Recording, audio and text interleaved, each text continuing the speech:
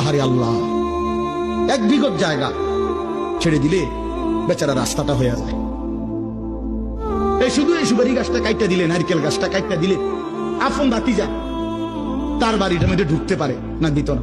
এমন ডাকাত 90 বছর বুড়া বাঁকা হইয়া গেছে, কিন্তু এই ডাকাইতে এই জায়গাটা ছাড়তো না, দিতাম না, কইছি দিতাম না, দিতাম না।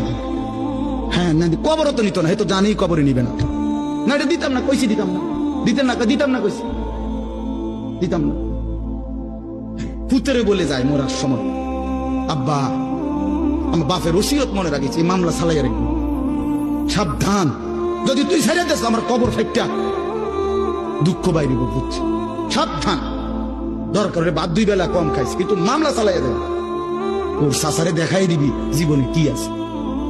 হায় হায়, আস্তাগফিরুল্লাহ।